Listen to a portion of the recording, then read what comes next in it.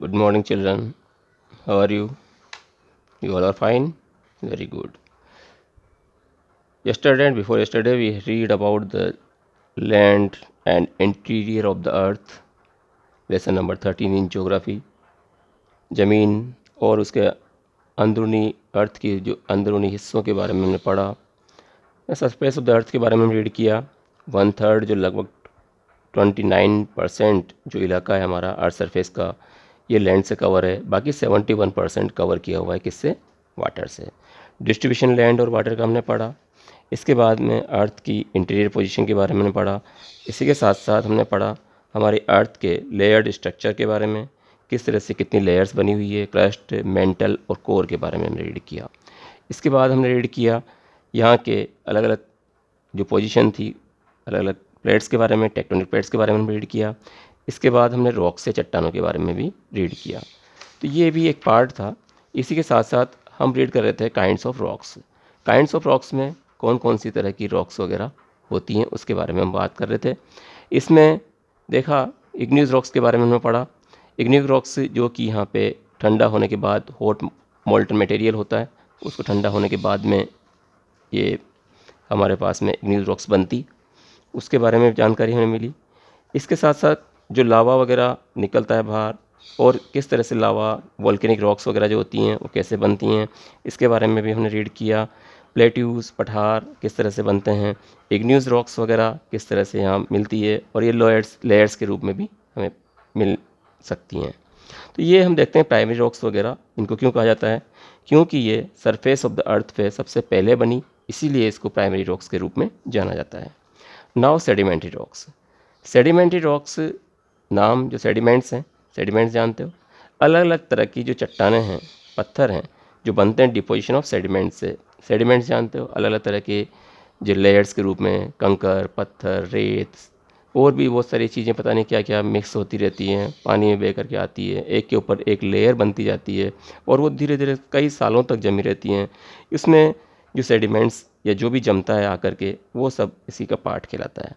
तो ये shallow seize हैं, रिवर्स हैं, लेक्स हैं, इनमें ये हमें देखने को मिल सकता है। यही सेडिमेंट्स वगैरह यहाँ पे विंड, वाटर किससे आ सकते हैं?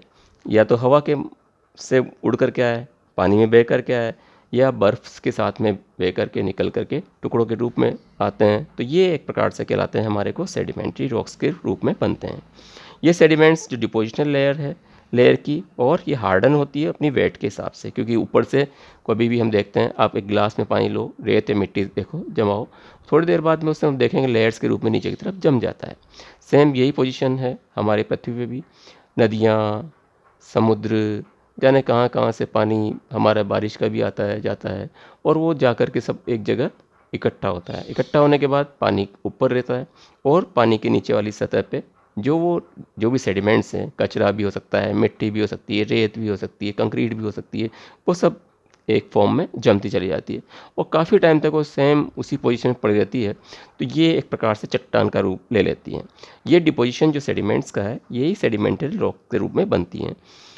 और सैंडस्टोन है, लाइमस्टोन है, स्लेट है, ये कॉन्ग्लोमेरेट कहलाते हैं। कुछ जो रॉक्स हैं, ये कोल वगैरह भी हमारे को इसी फॉर्म में देखने को मिलेगी, और ये एक प्रकार से दूसरी काइंड ऑफ सेडिमेंट्री रॉक्स के रूप में जानी जा सकती हैं। ये हम देख सकते हैं कि ये बनती हैं बरियल ऑफ प्लांट्स से, जो ट्रीज़ में मार्शी प्लेसेस हैं, दलदल वाली जगह हैं, लाखों सालों तक वो पड़े रहते हैं। कोई हाई टेम्परेचर के कारण या प्रेशर जो डीप गहराई से नीचे की तरफ से बढ़ता चला जाता है अर्थ सरफेस पे, वो यहाँ पे कोयले की फॉर्म में बन जाता है। आपने देखा होगा कई बार रेलवे वगैरह में चलाने के लिए कोयले का यूज किया जाता है। पत्थर के कोयले होते हैं, अलग अलग शेप में देखने को मिल सकते हैं, उसमें भी अलग अलग तरह के आपको पोरस या छेद आपको देखने को मिलेंगे।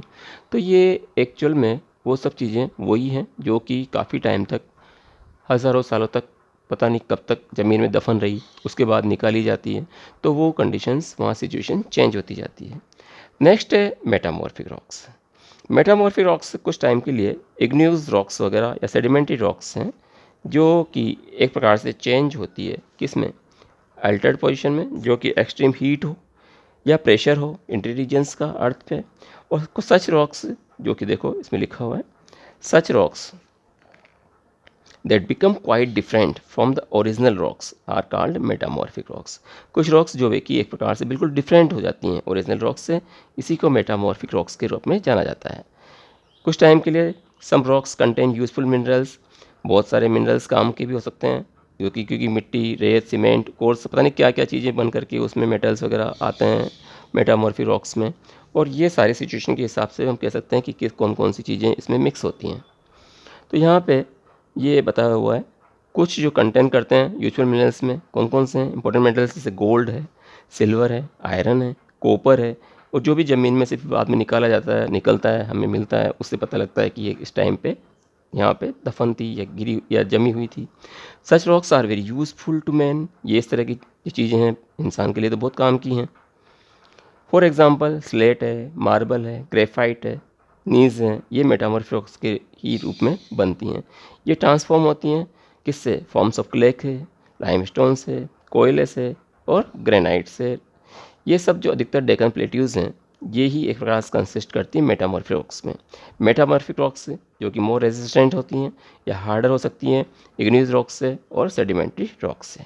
ठीक है, तो igneous rocks compared with sedimentary rocks. Igneous rocks तो तीनों रॉक्स के बारे में आपने रीड किया, इग्नियस रॉक्स पढ़ लिए, सेडिमेंट्री रॉक्स आपने पढ़ी, उसके बाद मेटामॉर्फिक रॉक्स पढ़ी।